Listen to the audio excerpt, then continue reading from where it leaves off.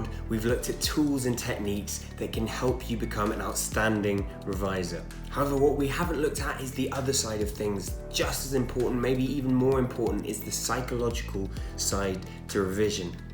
So today we're going to be talking about revision stress, and we're going to be going through 5 techniques that could help you manage it. Now firstly, before we go into them, I just want to say it's really not surprising if you're feeling stressed about the notion of GCSEs and A levels coming up.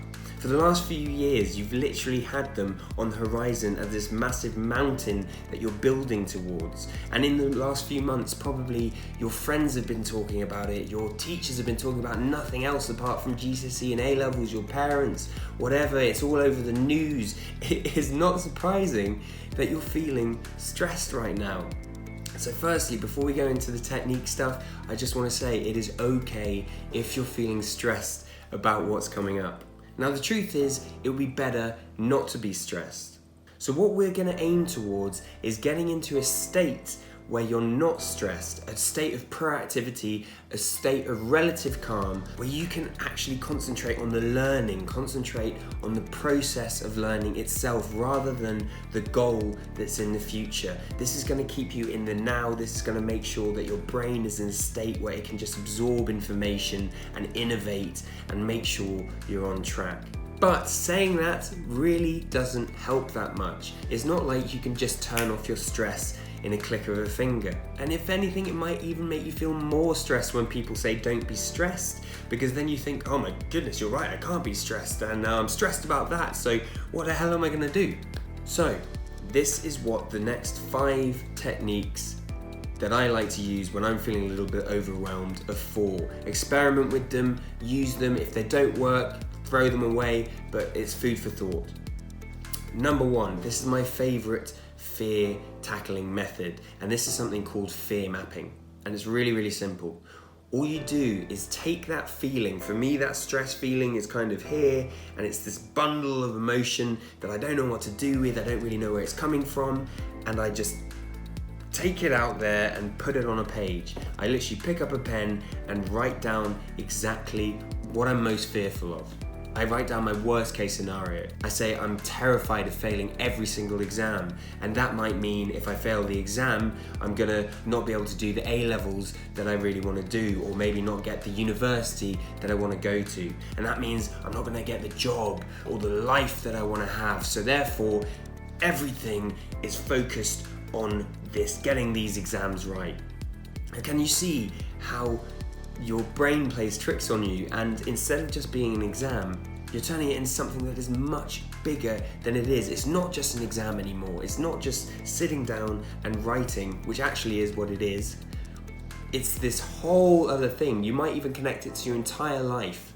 Now I do this all the time. So step 1 with fear mapping is just dumping it on a page, looking at it, detaching yourself from it, and just showing that it's not as big a deal as perhaps you think.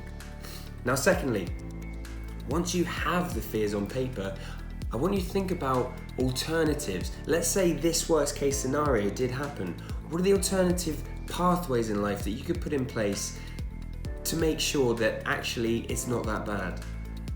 For instance, you fail all your exams, you don't get to go to the university of your choice, or you don't get to do the A levels of your choice.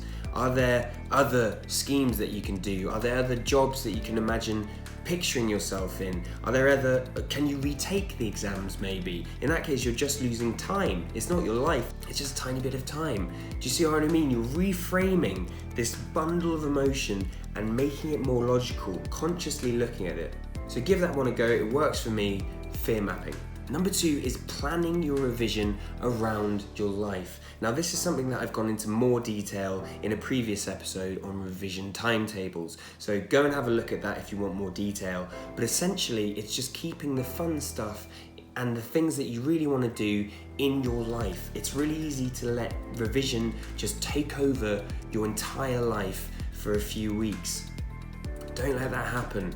Filter in the revision around the things that you really want to do and make it work for you, not the other way around. Number 3, mindfulness. Now, This comes in many forms. What I like to do is a 10-minute mindfulness meditation every morning. And I go through phases, but when I do it, I feel a lot calmer, I feel a lot more in control of my emotions and my thoughts. And it's literally 10 minutes in the morning. What I do is just go on YouTube, I get some free ones. They guide you through how to do it. There are also apps, there are different ways of doing it, but have a look into that. Maybe start with YouTube and try some mindfulness meditations. Number 4, now this is a really important one. Talk about the fact that you're stressed. Now you've got loads of peers at your school who are going to be going through likely very similar emotions, maybe to different varying degrees, but there's a connection there. They're going to be feeling the same stress as you are, so talk about it. If you don't want to talk about it with them, talk about it with a teacher that you trust, talk about it with your parents, but sharing that stress is gonna make it so much better. Sharing is caring. And number 5, this is a really hard one to do. I do it all the time.